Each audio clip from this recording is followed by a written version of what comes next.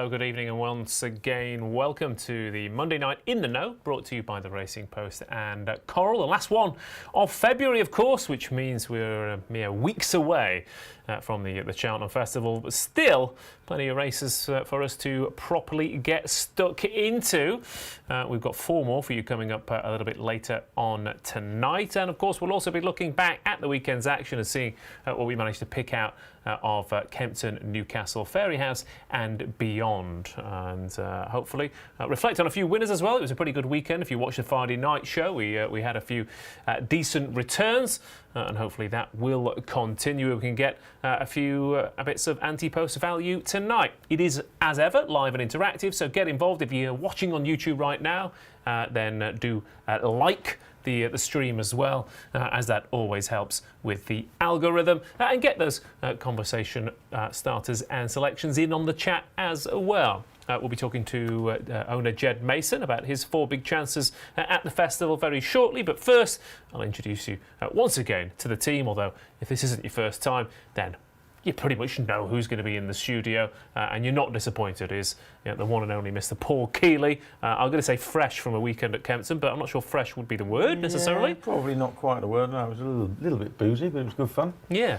would have been a lot more fun if phlegmatic and managed to hold on. But yes, I did feel for you a little bit when I watched the replay. No, you didn't. You backed Our Power, didn't you? Yeah, but I know that I had a very small bet on Our Power, and you will have had a much bigger bet. I got some nice tidy prices, but never mind. Onwards, hit the bar.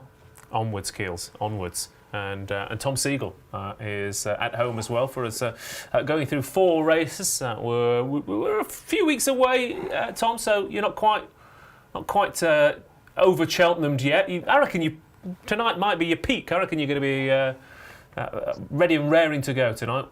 You think I'm going to be on my best form tonight, do you, Ross? Yeah, I just feel it. I can feel it in my bones. I feel like tonight is the top of the bell curve. Okay, I hope you're right. Not feeling it myself, but you never know. That's fine. Look, maybe I know you better than you know yourself, Tom. But how was your weekend? Basketballed out. On Saturday, I went to Brighton for 10 o'clock, and I was in Bracknell for 3 o'clock, so it was like a 10-hour day watching my son play basketball. Wow. But it was good. Enjoyed it. Was it worth it? Did he win? He definitely won. I'm not sure he played his best, but he definitely won. Okay, well there you go. And can we just have a quick hello to the dog? Oh. That's so sweet. Look at that. I mean, we're here for you for the tips, Tom, but if you could just tilt the camera, it'd be a lot more entertaining to look at. Simon Clare from home as well. A good weekend at Kempton for you? Yeah, it was great. So we sponsored the big rare card at Kempton on Saturday. We entertained Paul, and it was a really good day. I mean, the big race was a cracker. We introduced a parade for the first time. We had music playing, so the theatre on the day was really good for the crowd. And it was some really good racing, some cracking racing. Really, we all tipped. I think we were all pretty strong on solo. That Paul Nicholls stat: 12 winners from 17 is now 13 wins from 18 in the Pendle, and he's very backable. And it was a good afternoon at Kempton. I love that track, and I believe it has lots of potential to get back to somewhere where it used to be in terms of crowds on these big jump meetings. Yeah, lovely stuff. Good evening to everyone at home as well. Richard Duff, Tim Comley, Charlie Thompson, Chris, Paul Farrer, Warren G. Warren G! Wow. What it's got a bit of Regulate coming up later on. Peter Seymour, perhaps. Good evening to you, Simon Ianson, Rob Dixon and Mark McLean as well. So before we get stuck into the weekend's action and look ahead to 4 Cheltenham races, earlier on I caught up with owner Jed Mason, who's potentially got 4 big chances, 3 in Grade 1s and 1 in handicap company. So you'll be hearing what he had to say after this.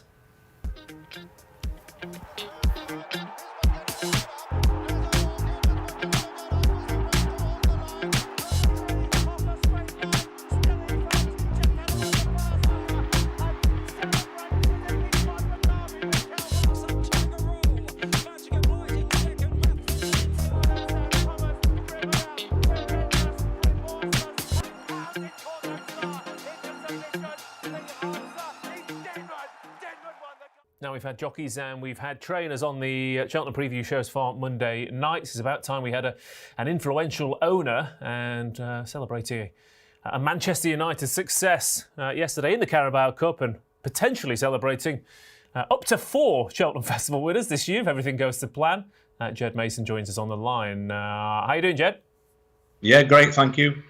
And you'll be pretty happy after Sunday. You'll be even happier if your runners at Cheltenham all hack up, which would be nice. In terms of previous successes, obviously, your Water friends, your Clanders Oboes, but I can't imagine there's too many seasons where you go to the festival with 4 genuine top class challengers in absolutely cracking nick. Yeah, it's almost like all the buses have come at once. Certainly, it's nice to have 4 runners in the festival. Well, we'll start off with what the betting's saying is your best chance, which is Hermes Allen, who so far has barely put a foot wrong. And I mean, given that you paid a fair old price tag for him, Jed, he's doing what you'd hoped. First things first, why did you spend so much money, and what stood out about you about Hermes Allen when you bought him? Well, I can't take any of the glory. John Hales was who purchased it for us off Aidan, who recommended it. It was in his yard, and he didn't want to let it go, so he mentioned the horse, and John Hales jumped on it, and I think that's why we bought it, really. Yeah, obviously price is price, but we always try not overspend, but I think it could be a good horse. Yeah, absolutely. I mean, so far it's all gone very well indeed. Now, he is obviously a shallow hurdle winner. He's already proven himself at the top level. But previous shallow hurdle winners have come to the spring festival, Cheltenham in particular, and haven't quite backed up. But it was interesting that this horse has already been sent to Cheltenham. Was that a little bit of a plan in the back of your head, just to give him some track experience? Yeah, I think he hadn't been showing much at home, so Paul was keen to give him another run out after his first win, and he did. Cheltenham was a testing track, and not a bad prep for Cheltenham, really. The Cello curse has always been there. Let's hope we break it. Yeah, what are the reports about Hermes Allen at home since his win at the back end of December? Yeah, it was great to see him come up the hill in December at Cheltenham. Paul's been schooling him last week, and I think a bit of schooling this week. He's looking good in his coat, and everything's going well for prepping for the race. Obviously, in terms of the novice hurdles, Jed, it's which of the 10,000 Irish challengers you've got to beat. But what do you have to do to beat the Elliots, the Mullins, and the de Bromheads of this world? Yeah, we'd obviously finishing up that hill. Yeah, you've got is it Impair Pass and the Gaelic Warrior for Mullins horses, and there'll always be a challenge in the mixer there, won't they, with the Irish horses as well. And Paul's got is it Tahamaras as well? Options up against him, but best of luck. Obviously, the market's very keen on him, and he looks special at Newbury. In contrast, Protectorat's already proven himself, hasn't he? It's at a variety of festivals. He's already won 2 Grade 1s. He's placed in a Gold Cup, and obviously this season been a bit of a mixed bag. We've only seen him twice. He looked absolutely unstoppable at Haydock, and things just didn't quite go to plan at Cheltenham last time out. How's he been for you this season? It's a real high and a real low there, I imagine. Yeah, I mean, the Betfair was great. Grade 1 to win that was fantastic. And then obviously didn't quite show what he's capable of at Cheltenham. I think Dan sort of suggested maybe afterwards that it hadn't got him as fit as he probably would have liked. So I think he knows that now, and he knows what his plan is to obviously push him on. So he's been working well at home, and I mean, he was a bit unlucky last year, clipped the fence, but that said, I don't think he'd have won, but he finished strongly, and we know he can come up that hill. He's won at Cheltenham before, and hopefully with the ground, that's the only area. I think the wetter the better. So I'm on my prayer mat, so is Dan and John Ailes and Sir Alex, to get some rain. Yeah, that must be the frustrating thing about being an owner of a variety of horses all going for the same festival, Jed. I imagine that at some points you kind of hope it's dry on a Tuesday, wet on the Wednesday, good to soft on a Thursday, and you can't. I guess you can't have it all, but so you're hoping for Thursday night rain. Obviously, there's another, of course, is a Mullins favourite to beat. But as an owner, do you look at the market and think, do you actually get scared of a horse like Galopin Des Champs, or do you just focus on your own chance? Always focus on my own chance, really. Yeah, it's all you can do. Straight after the Cheltenham race, he went to the 20s, isn't he? I don't know what he's down to now, 16 to 1s. But obviously, there's a lot of great horses in there, and some of which have got to prove themselves at Cheltenham. But yeah, it'll be an interesting, competitive race as usual. Al Plustard will be interesting to see how he's coming back, and Brave Man Game, of course, will be a threat, and Galopin Des Champs, yeah. They're the threats, aren't they? And obviously, you've got a big chance in the Ryanair potentially as well, which is a race that's completely changed complexion over the past couple of weeks. Obviously, you would have been worried about Allaho; he's not turned up, and then suddenly Shishkin comes out of nowhere to assert his claims. But you're likely to run Hitman, who as an owner as a punter, if I'm looking at Hitman, he starts to get a little bit frustrated. I'm thinking, when is this horse going to get his head in front and win one of these top races? Do you feel the same, or are you just happy that he runs his heart out every time? Yeah, I'm always happy for him to come home safe, and he runs his race. He has been very unlucky, I think. He's in Grade 1 company. He's been bridesmaid, 3, 4, 5 times now. So Paul's very patient. Paul thinks there's still a win in that, the horse, and I believe in him as well. And it just needs to finish his race off, which he did at Haydock. He showed what he's capable of there, and if we can only get that going again, yeah, I think he'll surprise us, Hitman. But he has been a bit in and out. But in and out in the first 2-3 isn't bad if you look at his record. Yeah, absolutely. He ran a blinder at Aintree last year as well. So will it be a Cheltenham Aintree double this season, or are you obviously you didn't go to Cheltenham last year with him? Or are you focusing? Is the Ryanair your main focus? I think so, but also he's lightly raced this season, so I would think we could go to Aintree with him. Yeah. Okay, and obviously they're all chances in Grade 1 company. Il Rodotto is a red-hot fancy for the plate, and he's another one who his consistency was finally rewarded last time out. And again, these big field handicap chasers, everything kind of has to go right for you to get your head in front. Was it simply his turn last time out, or has something changed with him? Yeah, I think there's something. He's had a win in him. Did he win at Newbury last year? And obviously performed well at Cheltenham, and he stayed up that hill. And I don't know who's leading the ratings there, so Scottish or Paul's got another horse as well, of course. I think Stage Star's in that race as well, is he? Yeah. Il Rodotto, he's had a prep run there, so we know he can come up the hill. Just hope he does. Okay, so 4 big chances then. It'd be a fair old accumulator if they all came in. Are you a punting owner, Jed? Do you like a bet yourself? Not really. It's hard enough to pay for the hay, let alone lose money. Yeah.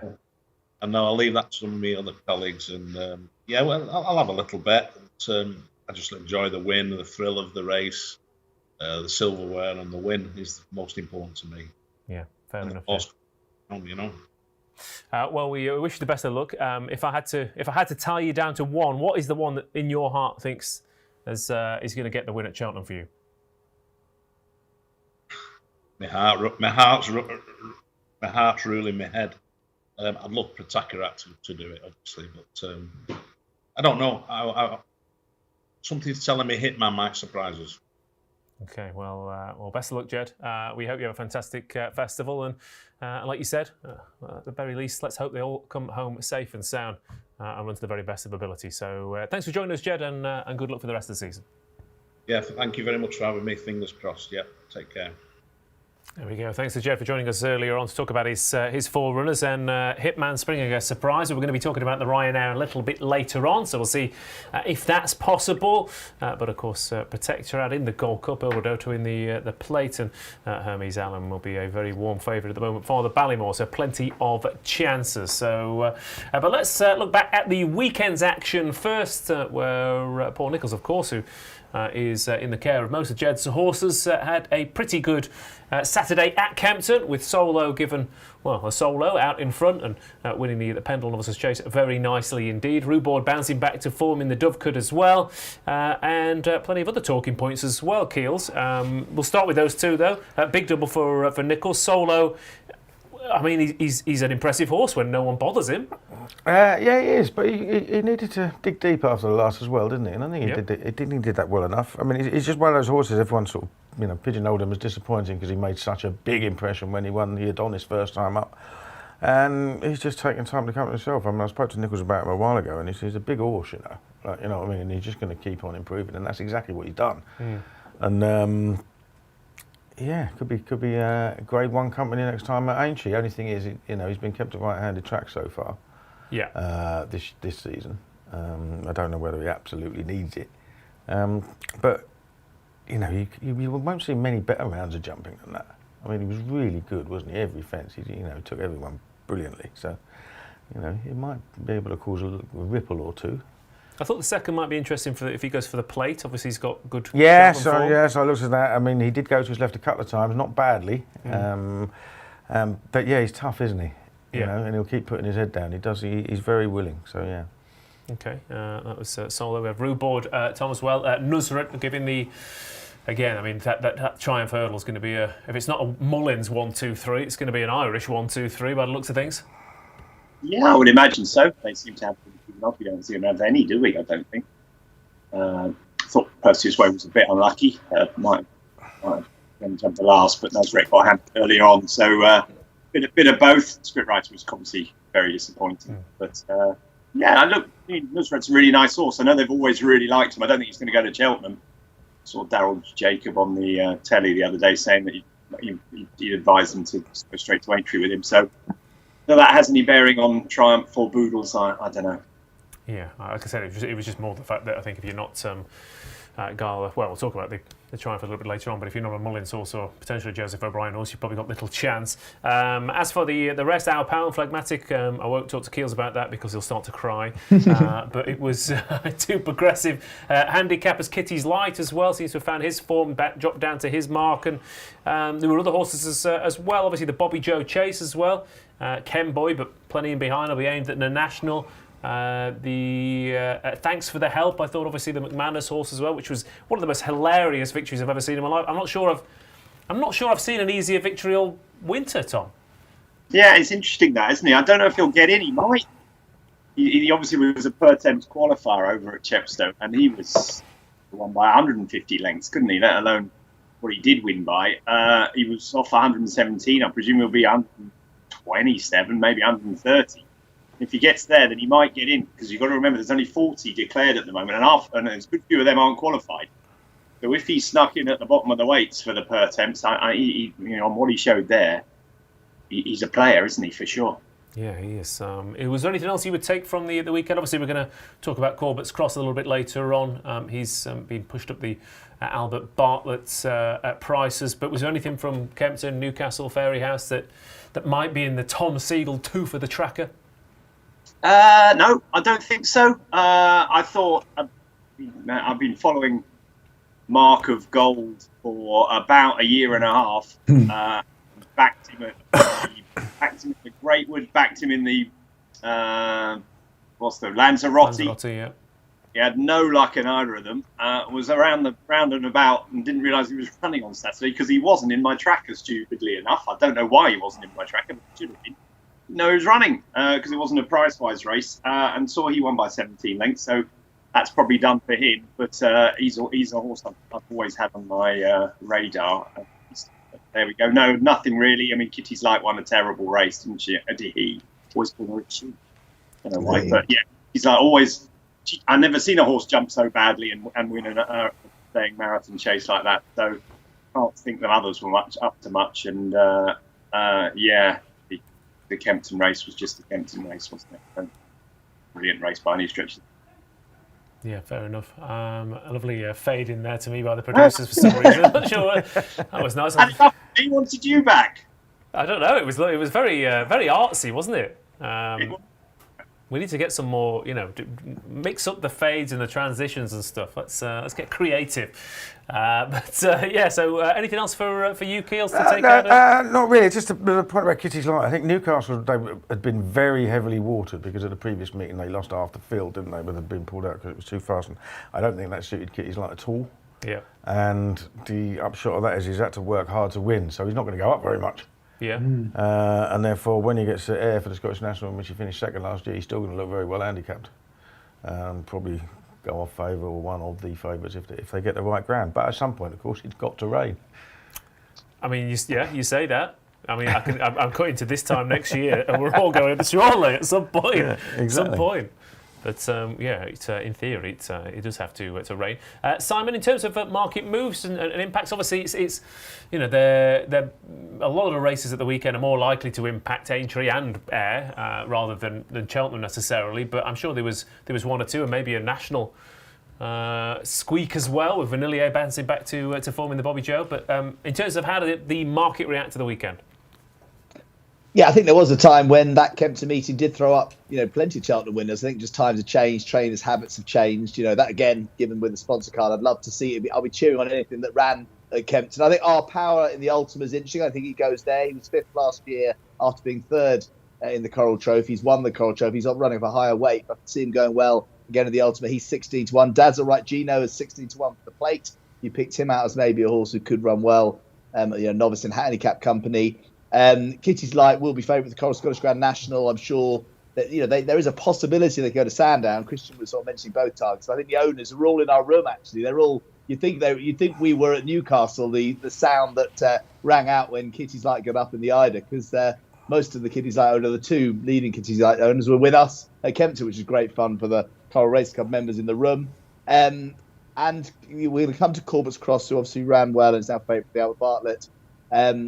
But it was a good afternoon overall, no question. And just popping back to a very good interview with Jed Mason, is a really, really good guy. He obviously puts plenty of money into the game, owns some nice horses. His accumulator, you did ask for the odds, 6,575 to 1 are the odds, the current odds at Coral prices for the four-timer.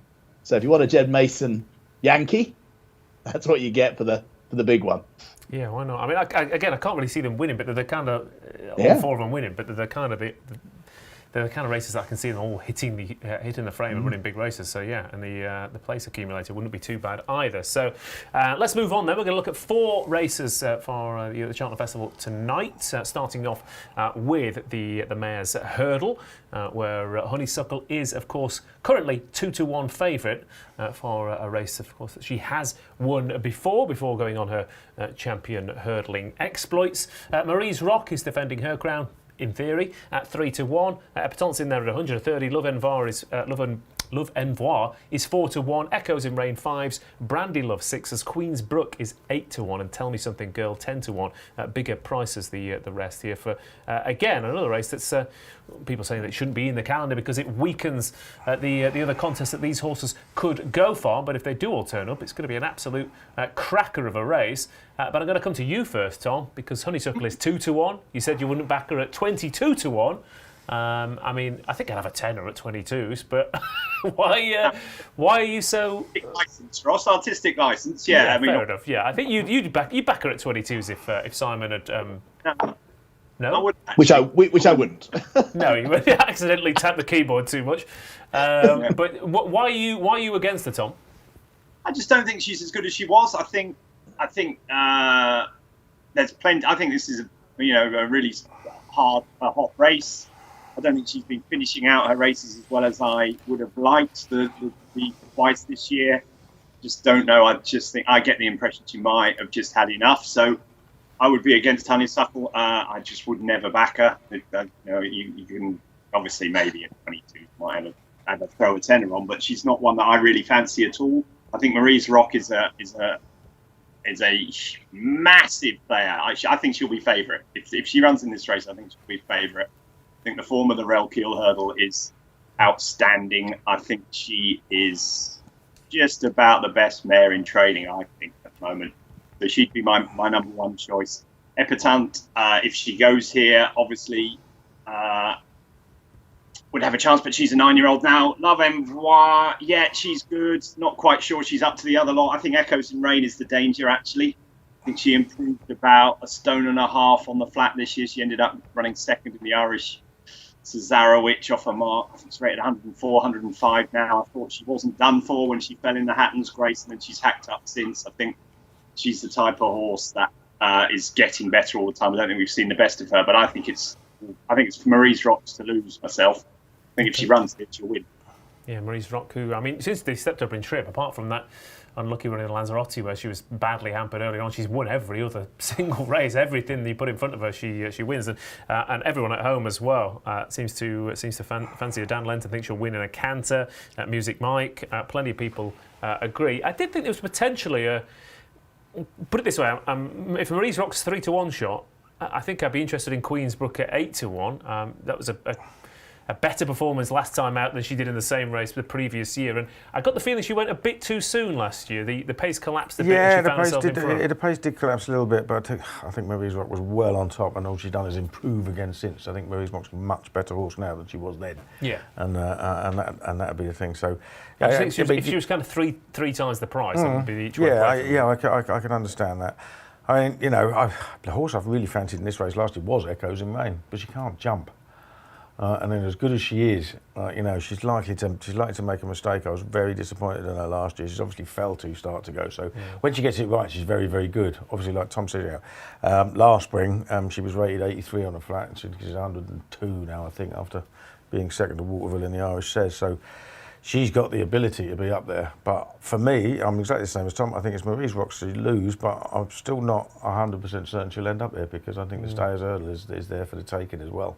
Yeah, there's been some strong words this week, particularly saying that it does look a tempting renewal, and you've got I mean, how often do you have a genuine Grade 1 horse at the peak of her powers and have a championship race there for the taking? Yeah, absolutely, and of course she's already won this. Yeah. So why not have a go at what looks? I mean, I know there's some people fancy this and some people fancy that, but to me it looks like a bog standard renewal at the Stayers Hurdle. So why not have a crack at it? Yeah, I mean, to be fair, if Honeysuckle has, had enough, and Maria's Rock does go for the Stayers Hurdle, like Queensbrook could go off sort of 4-1 second favourite. Oh yeah, absolutely. But it's all if buts and maybes at the moment, isn't it? It is indeed. As for people at home, Tom Leach has got Brandy Love each way for this one. Mark McLean thinks Echoes in Rain is a 2-miler. But this is the current market, of course. Simon, if Marie's Rock does go, it's going to play a big part in the way the markets react. And then there's probably one or two others as well who won't line up here. So currently it's there's 6 or 7 genuine top-class horses here, but it might not open up that way on the day. Yeah, and I think it's going to prove a really big betting race on the day, because you've got the Champion Hurdle, which is almost potentially a non-betting race with Constitution Hill at 1-4. But conversely, you've got, Honeysuckle remains, a marquee public horse when it comes to the Cheltenham Festival. The fact that she's 2-1, I mean, the last time she was a price as big as that was 9-4 when she won this race back 3 years ago. She's been short price every time since. Even last time out, she was 11-8 against State Man. So she's backable, she's popular. There'll be a huge will she, won't you? You've seen 2 cases made against her, and yet, her record is still fantastic. I mean, she hasn't been beaten out of sight in the last 2 races. She's won decent races. She just hasn't won, So I think plenty of people will forgive her. Interesting in this race, actually, since Quavega finished her winning streak, there's only been one winning favourite in 8 years, which is funny because mentally you always think, it's a race where good mares turn up and tend to win. Well, there's been some big price winners, 18-1, 11-1, 10-1, but it feels like when you're looking at the front end, you're going to be most people will be focusing around the likes of, if Marie's Rock turns up, she'll be a big runner. There will be people making the case for Epatante, although she's never beaten Honeysuckle. Love Envoi, the improver, but is she improving enough in Echoes in Rain, who's obviously representing a stable who's followed significantly in the Cheltenham Festival. So it's a brilliant betting race. Obviously the prices as they are now kind of fat. They're non-run no bets. So even if Marie's Rock, moves out, Stayers bound, it probably won't affect the market too much. But yeah, I must admit, I tend to be a heart rule my head man, and I would love to see Honeysuckle win this. I think to start, this is where she arrived on the scene 3 years ago. She's won 2 champion hurdles. I think it's the right call to step away from what is probably a much hotter, well, a brilliant horse, isn't it, in Constitution Hill. But I'll be cheering her on because I'm an old romantic, and I think she can win. Okay, there you go. Romance don't pay the bills, Simon. That's the lesson here. Well, depending on what your job is. But Honeysuckle 2-1 favourite then for the Mares Hurdle. I'm going to be playing Queen's Book each way. I think she might go in all the each ways. I think she's definitely going to go for this race. She's got course form, and she comes into this off the back of a good win as well. Keels? Marie's Rock number 1. Okay, and Tom? Yeah, I've backed Echoes in Rain. If Marie's Rock runs, I'll back her as well. Okay, there you go. That's the Mares Hurdle then on day 1. And I do believe we've got a price boost, Simon, before we move on to the Ryanair. We do. It's a Honeysuckle special, having made a big romantic case for her. 9-2 Honeysuckle to win the Mares Hurdle by over 3.5 lengths. So, if you think she's going to win and win well, and she has won 9 of her 16 races by a winning distance greater than that, including 1 champion hurdle. It's 9-2. And I should give a little shout out to the big price, given there have been some big price winners, for West Balboa, Dan Skelton's, whose colours were carried to victory. These colours were carried with Roxana. She won the Coral Lanzarote. So naturally, with my coral hat on, I would love to see her represent that race well. That was a race that Marie's Rock got well beaten in, although I think she was a bit unlucky. Yeah, not this year, previous year. Yeah, West Balboa, he did say that they might try and exploit that handicap mark, but she doesn't have an entry at any of the Cheltenham handicaps, of course, so we'll see if she turns up. Next up, it's the Ryanair, of course, which has had a pretty big shake-up in the past week or two. Shishkin is now even money favourite. Just before we want to ask her, what price, and Allaho came out, what price was Shishkin? Do we remember, Simon? Do we know? Oh, God, good question. Yeah, no, it's fine. I thought just in case. I can't remember. 6-1 before Allaho came out. I think it was 6-1, wasn't it? Yeah. Right. Okay. Before Allaho came out, yeah. I think it was about 4s after Allaho came out. Yeah. Right, okay. Even money then, Shishkin at the moment. Blue Lord is 100-30. Conflated is 5s. Fury Road is 5s. The Gigginstown pair there. Janadil 13-2. Fakir Udari, the JP.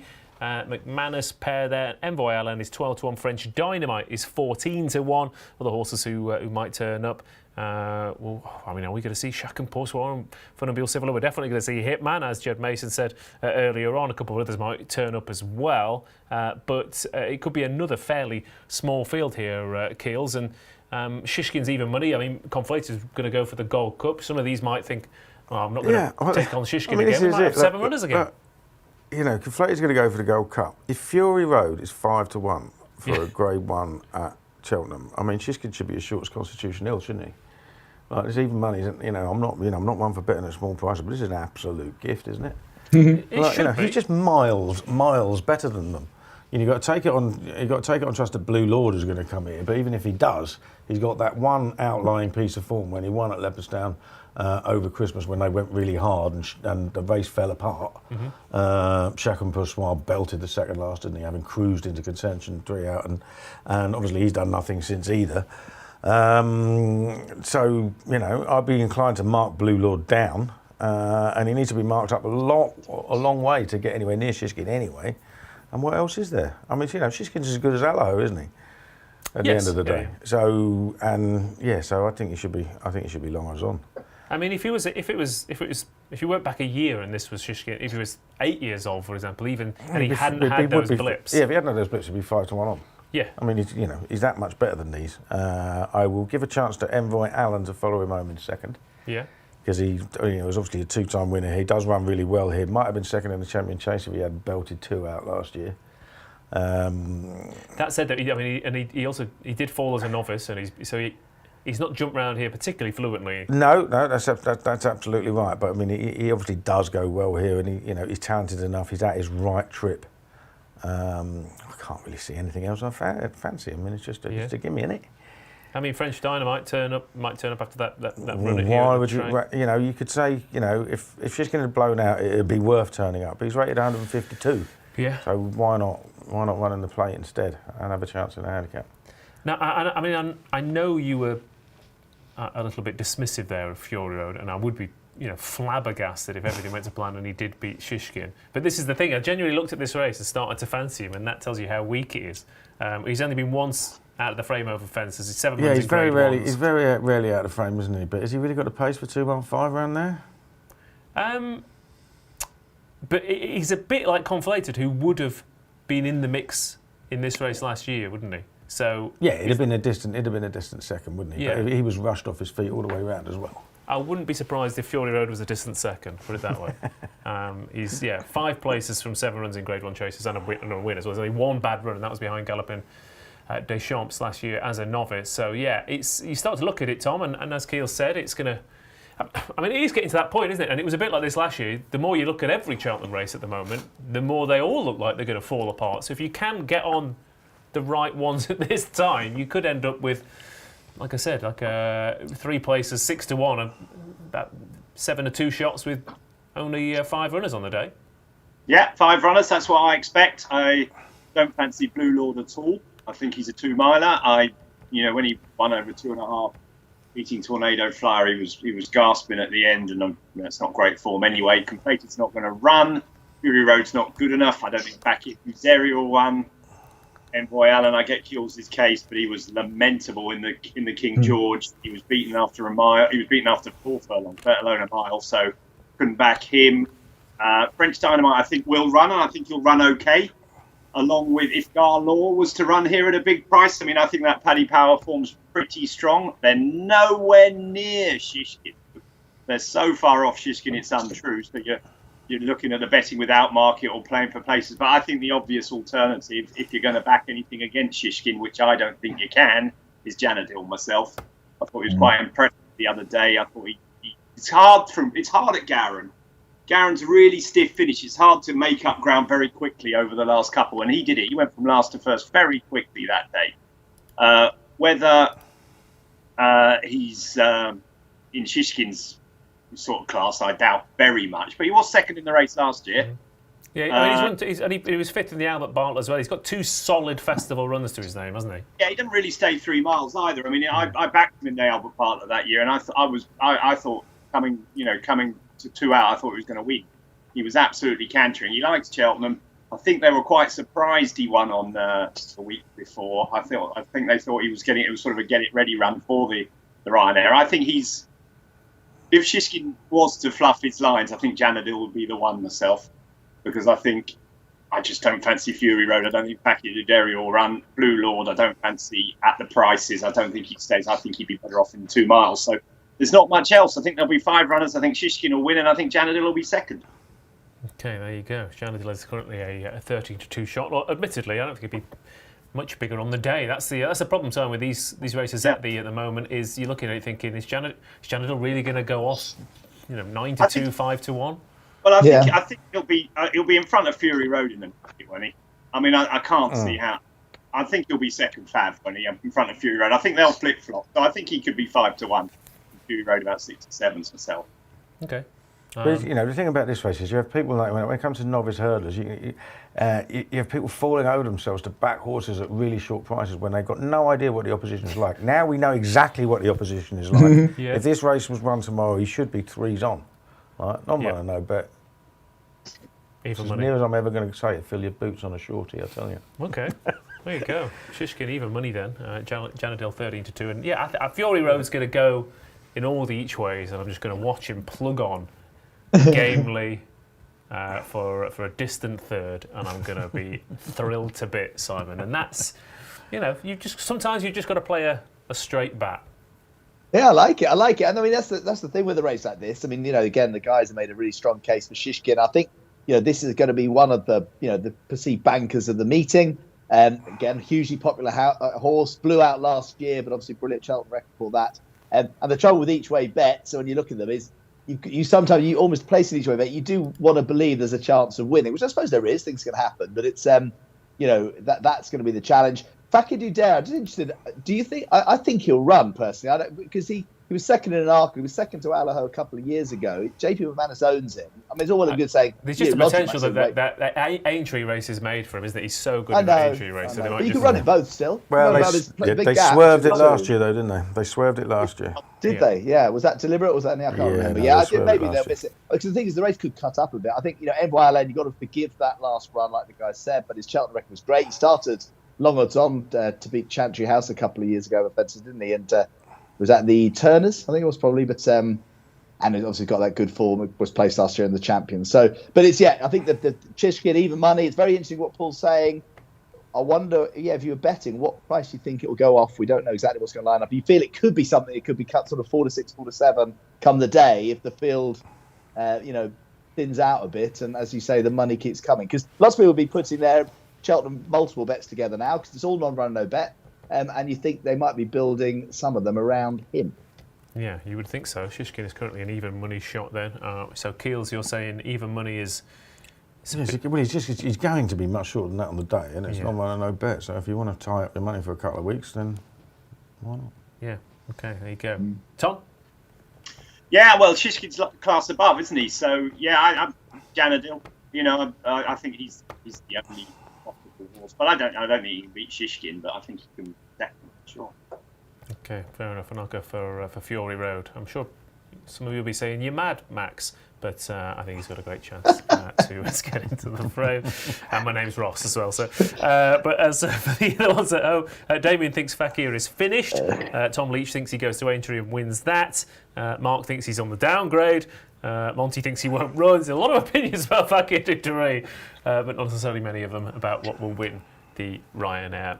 So let's move on to the. I've got it in the no price boost. I must point out to you, which is quite an interesting one given the confidence in Shishkin. This is 3-1 Shishkin from 5-2 to win the Ryanair by over 4.5 lengths. So to absolutely sloosh home. And in the last 10 years, that's been done 5 times. So technically an even money chance, which actually means it probably works out at the moment. Evens at 3-1. There you go.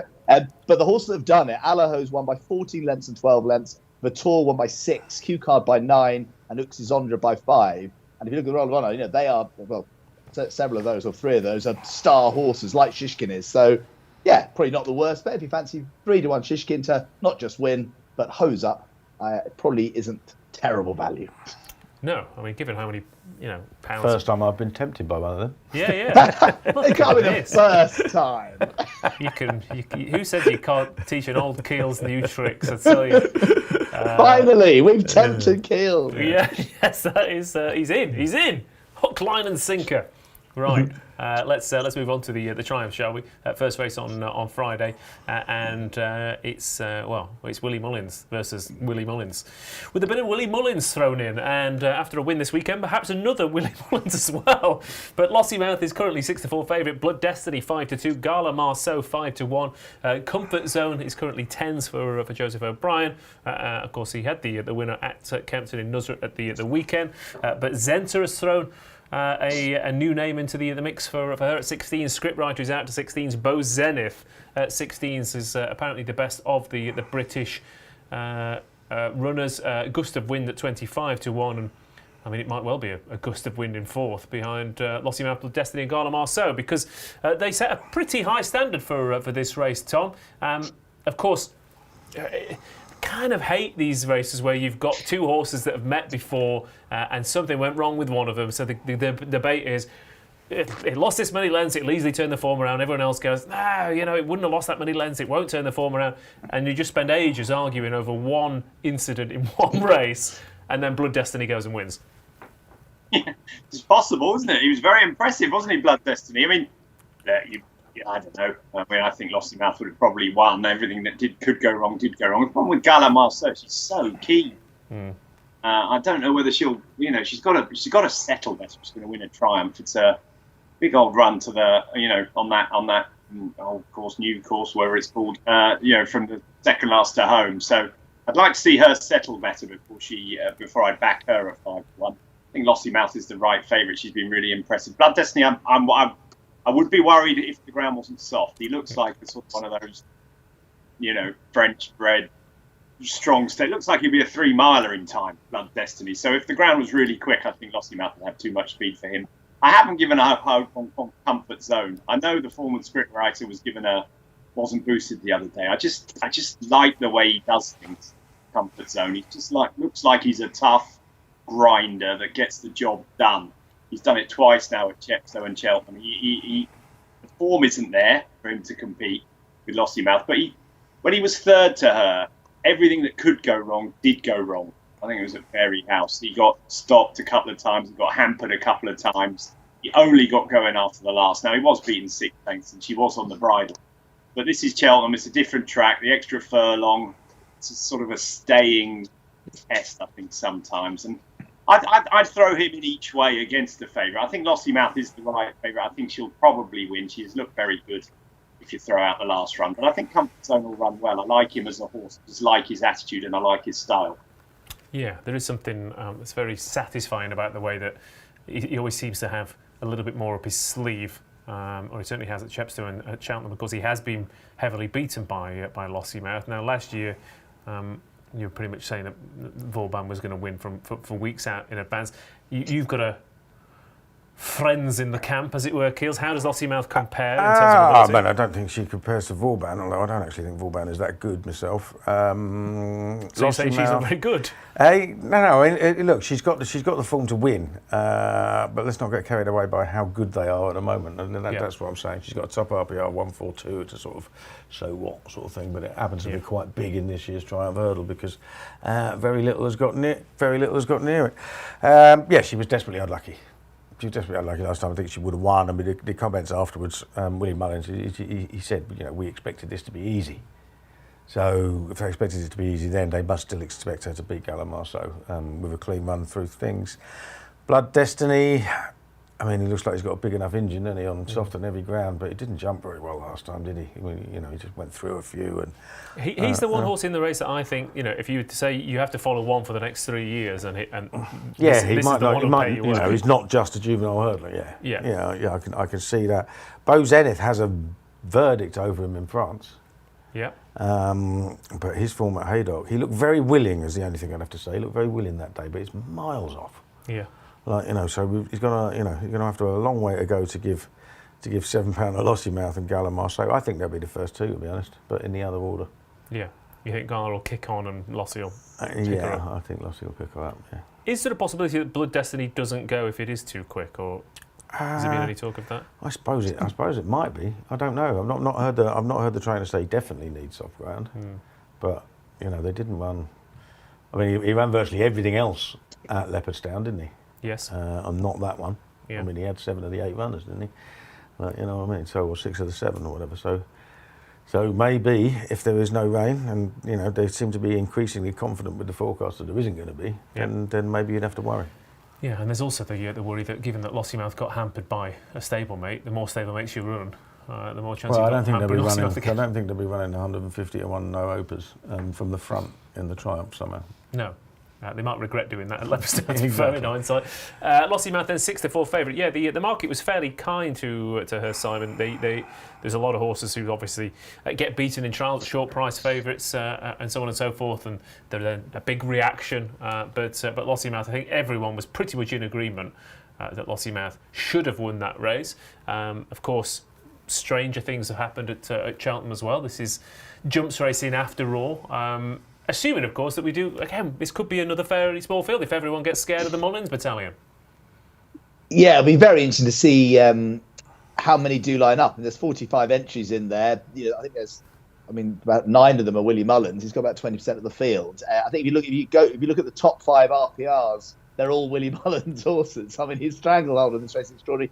I mean, look, I'm definitely not nowhere near as much of a form student as the other 2 guys. The only thing I'd say when I watch that, I do watch them. One of the reasons I react that way is because Willie Mullins was so certain after that Lossiemouth would have won, should have won. It was a good thing. And Patrick Mullins has been similarly confident. So I think it's totally become an accepted truth. Maybe she would have done. But when they jumped from the last to the line, Lossiemouth I don't think made any ground on Gallimarceau. Now, to my basic mind, that just gives me a question mark as to whether, she was that unlucky. Maybe the run had been run perfectly. She would have beaten Gallimarceau, but would there been that much in it? I don't know. She'll probably win, but I like Tom. I like Comfort Zone. I'm always slightly biased. She won the Coral finale at Chepstow.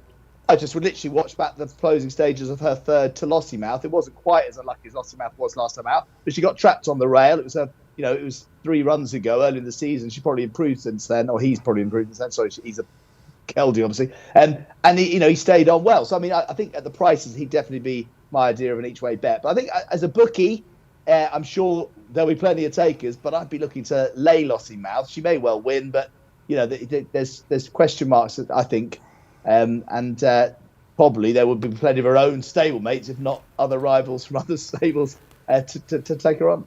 Okay, and plenty of opinions there in the time. Do we have any price boosts, Sam, before we crack on with the last race? Not for this race. We have one for the next, though.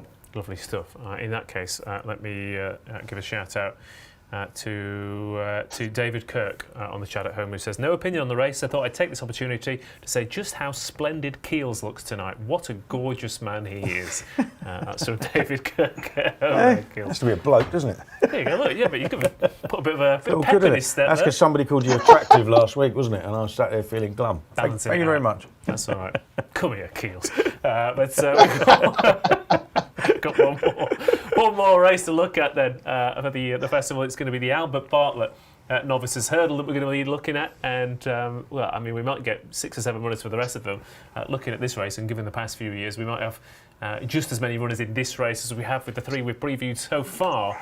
Corbett's Cross is 5-1, 3-Card Bragg is 5-1, Embassy Gardens is 5-1, 6 is Hermes Allen, Hidden Valley Lake 8, Sander Clegane is 8-1, Absolute Notions 10s, Favori de Champdou is 10-1, and there's loads of other horses in with chances. Cool Survivor was eye-catching last time out. Dawn Rising might step up and go for this. Maximilian for Donald McKay, Shambally Kid also beat a nice horse last time out. Is Monty Star? Yeah, Monty Star's also in the betting as well. Of course, very similar horse to Manila Indo on profile, Tom. But we'll come to you for this. On the one hand, it's a nightmare. On the other hand, it's one of your few opportunities that you can actually maybe find something to get a little bit excited about at a price. But you've got... Can you find one that's definitely going to stay, that is classy enough and is definitely going to run, Tom? Probably not, but I could try. Corbett's Cross, got to start with him. He was really impressive, wasn't he, on Sunday? Back at 2 miles. That was his first run for Emmett Mullins. They were talking about supplementing him for other races and going elsewhere, or maybe missing Cheltenham and all sorts of things. So I think he'll end up in the Albert Bartlett. He stayed 3 miles before. I think he's got a big chance. I mean, I think horses that have that class. I mean, I'm not as trip orientated as many other people. I think class is the key. And I think he's got plenty of it. So I think he's the right favourite. I don't really fancy 3-Card Bragg unless there's a monsoon, because I think he wants soft ground. Embassy Gardens' his form. I mean, that was a terrible race. I mean, I know it's the same race Monkfish won, but everyone's sort of thinking he's the next Monkfish. I think Monkfish was bouncing, might have even been a bigger price than he is now. When he won the day he won it, Hermes Allen isn't going to run. I was disappointed with Hidden Valley Lake last time. I thought he was just looked a bit slow after he looked really good the time before. Similar points to Sandor Clegane as 3-Card Bragg, really. I just think he looked a bit slow last time on the good ground at left, so I think he needs soft ground. I quite like Favori de Champdou for Gordon Elliott. He won at Limerick over Christmas. I haven't seen him since, but when he won his bumper, everyone thinks he's a heavy ground horse. When he won his bumper, it was on good ground, and he beat Run for Oscar, who won the Cesarewitch, and he beat Ajero. Both of them are rated, I think Run for Oscar's rated 101 on the flat. I think Ajero's rated 98. And Favori de Champ, who beat them on good ground. Now, he's had his problems since then. Obviously, that was a bit of time ago. But he looked really good at Limerick over Christmas. And I just think good ground, 3 miles. He's the one I fancy at the moment. The problem is he's got the option of the Martin Pipe, so it's obviously a no-bet thing for me. The other thing I would say is that I was at a dinner the other night, and I was sitting next to David Casey and Patrick Mullins, and they were very keen to tell me that Seabank Bistro was a similar sort of horse to Embassy Gardens, and they couldn't see in price. Yeah, well, that's because they should both be 25-1. Yeah. one is 25-1. Yeah, exactly. And the thing about Seabank, he finished 3rd in the bumper, 4th in the bumper, something like that. Yeah, the worst bumper run for the last 10, 15, 20 years. whatever. He's still finished. He's still got some Cheltenham form, whereas Embassy Garden hasn't got any. So, a Willie Mullins horse at 25 to 1, I wouldn't mind throwing a few quid on him each way as well. So they were my two: Favre de Shampoo and Thank Bistro. Okay, yeah, and Seabat Bistro, apparently the atmosphere is super relaxing, the staff are cordial, friendly and polite, and the food is amazing. The seafood tastes really fresh. But I don't have a huge opinion on the horse, but plenty of interest. I thought Monty Star was that he's taken the same path as Manella Indo. Yeah, he did. They went absolute crawl in that race. They did? They went an absolute crawl in that race. So it wouldn't surprise me. I mean, that is the race that Manella Indo ran in. Yeah, he finished third and second. Monty Star's finished second and first. So. Yeah, so I wouldn't be surprised if Hidden Valley Lake turns that round again. Yep. But this is one of those races, the Albert Bartlett, and you spend ages poring over all the main contenders, and then on the day something wins that you've never heard of, isn't it? Like, you know what I mean? It's just one of those races. So really, really tough. Well, because they could go for the Ballymore, they could go for this, they could go for the Martin Pipe, they could go for the Coral Cup. Half of these, like you've got 4 options. Yeah, exactly. There's loads of plenty of options. I mean, I was more interested in 3-card Bragg than Tom was, for the simple reason that Gordon Elliott took him out of everything else. At the last stage, so he's only got the Albert Bartlett now. So they are absolutely, they're absolutely convinced that he wants. Because I thought he might. Or did he get put in a Coral Cup or something? But he got put. No, he got took out of the other Grade 1s and then got put in the other handicaps. Right. Yeah, but I think they've said that he's more than likely to go here because he's absolutely crying out for a step up in trip. Okay. His pedigree's massively. But do I want to back a horse at 5 to 1 for a race like the Albert Bartlett? Probably not trained by Gordon Elliott in history pointing in the direction that he's not won this race, has he? Before? No, he hasn't yet. No. I quite like, again, this is another one that could be a complete mudlark, but I thought Let's Be Clear About It. It's pretty good. I was hoping he was going to get a handicap entry because his Irish mark against his RPRs is a hell of a lot lower than we've got him on RPRs. So I thought it'd be interesting, but he hasn't been in a handicap, and they might just be thinking, well, maybe he's just not, he's not going to get his ground, and we'll miss out altogether. I mean, they did win this 2 years ago as well, so they know what it takes. Exactly. Yeah. Oh, Gavin Cromwell's great at Cheltenham, isn't he? Yeah. He can really, if he runs, I'd be very interested in him. I think he's pretty decent. His bumper form's amazing. Like when you consider what he's running against. The only horse that beat him in bumpers is Sir Gerhard and Kilcrut. Like, from a couple of seasons ago, so he was right up there with the best bumper horses. He's taken a bit of time. He's obviously had that long break, best part of 2 years. But yeah, he's just an interesting horse to me. So I would go in, but it's clearly not 1-0 bet anyway now. But I'd want to back a 20 to 1 shot rather than a 5 to 1 shot. Okay, there we go. And right, what have you got up your sleeve for us here, Simon? For the Albert Bartletts, currently 5 to 1 co-favourites of 3. Any price boosts? Any opinions? Any big moves? Well, I think first it's worth pointing out that there'll be more money bet on the Albert Bartlett than there will on the Supreme or the Ballymore. It's incredible, really, that the Friday betting tends to step up again from the first 3 dates. So this will be a huge betting race. As to Paul's point, I mean, it is incredible. The last favourite was 2013 when At Fisher's Cross won. Since then, we've had 33 to 1, 14 to 1, 11 to 1, 16 to 1, 33 to 1, 50 to 1. A 5 to 1 chance Monkfish, buck that trend. And then it was 14 to 1 Vanillier, 18 to 1 The Nice Guy. So it definitely, clearly this year it's going to be a well-bet favourite again. But it is worth hunting probably for a bit of value. I thought Dawn Rising was interesting. Very good flat horse, 102 rate. Okay, didn't on the basis of a few runs to be fair, but was placed in a Bahrain Trophy behind Al Arsi. It's in second place. Brother to Sovereign, for what that's worth, Irish Derby winner. But he ran a decent third behind Champ Kealy over 2.5 mile in the Grade 1 Lawlers, and I think he's definitely going to run here for Joseph O'Brien. And so I thought he was interesting. And this is again a bit of an interesting one. Stay Away Faye, Paul Nicholls definitely runs here.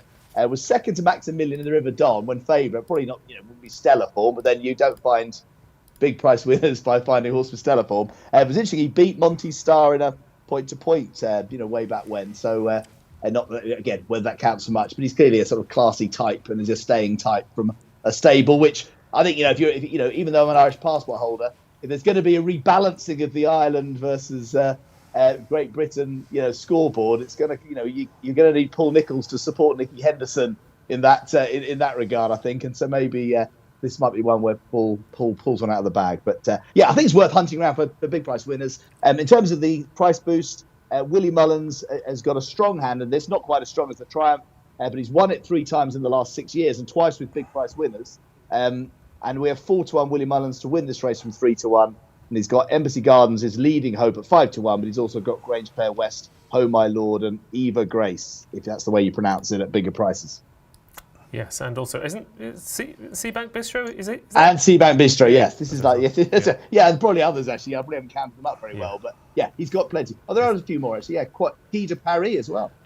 If we, Okay, he's got loads. I mean, he'll have 5 in every novice hurdle only and 10 in every handicap. And then Walk in the Breeze. Okay, yeah, there's quite a few running for him potentially. Yeah, so it's a good price boost that. We'll still be going by the time next Monday. Oh no, there's another one down the bottom. So 4-1 from 3-1. Willie Mullins to win the Albert Bartlett. But your pick right now?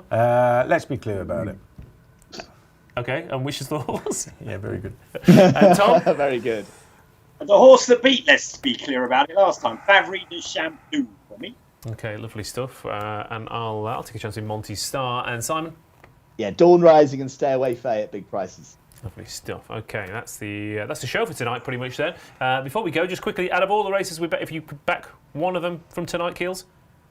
Well, I mean, the best value short price favourite of the whole week is Shiskin, isn't it? Okay, there you go. Tom? I can't remember what races we did. It's on 50 now. I tell you what. Triumph. Comfort zone each way in the Triumph. Okay. Oh, yeah, that's good. There you go. I'll go with Queensbrook in the Mare's Hurdle then. And Simon? Oh, God, which race have we not talked? I was doing the Albert Bartlett. The only one, the Albert Bartlett. Dawn Rising. I'm very keen on Dawn Rising. Job done. There we go. Okay. And we'll be back. Of course, we're not doing Friday. It's fairly quiet Saturday. Newbury, Kelso and Doncaster. So there are bits and bobs. So yeah, McMullins has got 3 entered at Kelso. That could be very interesting for bookies.